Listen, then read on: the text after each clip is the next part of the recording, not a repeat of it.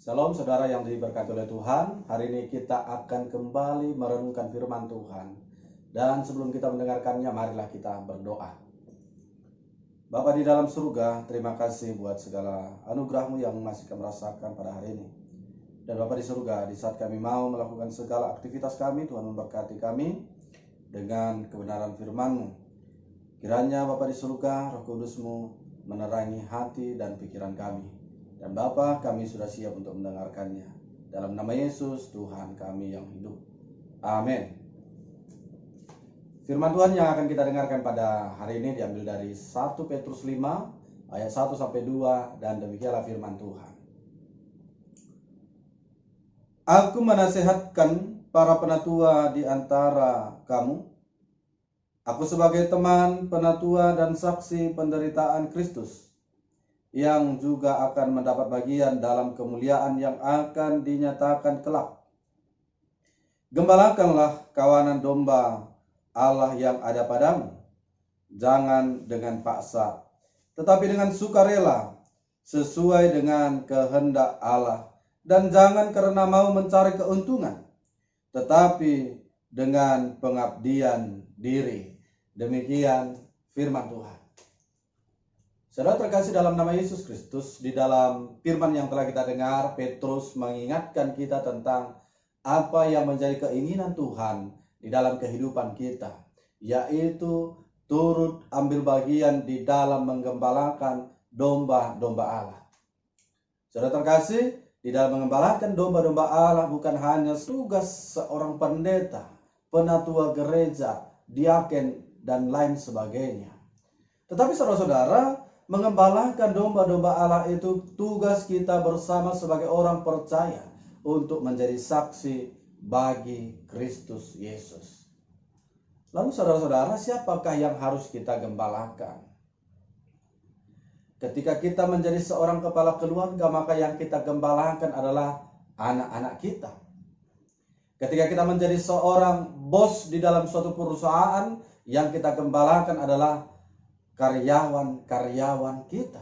Dan ketika kita menjadi seorang pendeta, maka yang kita gembalakan adalah jemaat-jemaat Allah.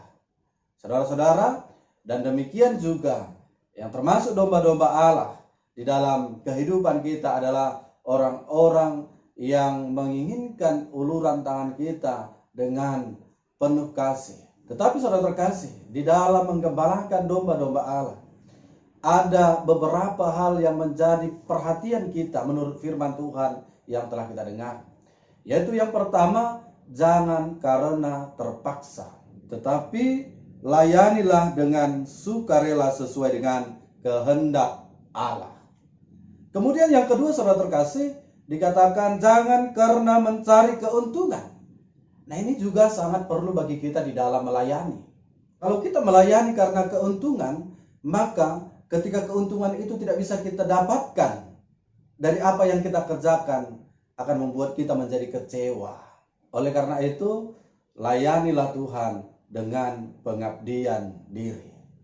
Lalu jika demikian, apa yang menjadi keuntungan kita di dalam menggembalakan domba-domba Allah?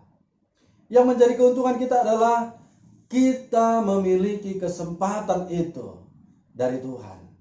Kesempatan apa? Kesempatan menggembalakan domba-domba Allah. Itulah yang menjadi keuntungan kita. Maka saudara-saudara terkasih, selagi ada kesempatan, mari terus melayani Tuhan, menggembalakan domba-domba Allah. Sebab itu adalah keuntungan bagi kehidupan kita. Kiranya Tuhan Yesus memberkati kita. Amin. Kita berdoa. Bapa, terima kasih buat firman-Mu yang mengajarkan kami supaya kami dengan sukarela melayani domba-domba-Mu dan tidak karena mencari keuntungan. Oleh karena itu, kuatkan kami dengan kuasa Roh Kudus Tuhan, agar senantiasa kami bisa melakukan sesuai dengan firman Tuhan. Dan Bapa yang baik, demikianlah juga pada hari ini, di saat kami mau melakukan setiap aktivitas kami, kiranya Tuhanlah yang berjalan bersama-sama dengan kami, agar senantiasa apapun yang kami kerjakan Tuhan, semuanya berbuah manis di tengah kehidupan kami karena berkat-Mu yang melimpah bagi kami. Dan Bapa yang baik, bagi saudara-saudara kami yang sakit, kiranya Engkau sembuhkan. Dan Bapa di surga, jika ada dalam kelemahan juga Engkau kuatkan. Dan seluruh dosa kami tetap kami serahkan kepada tangan Tuhan. Ampuni kami, supaya kami layak menerima berkat-Mu. Di dalam nama Yesus kami telah berdoa dan mengucap syukur. Amin.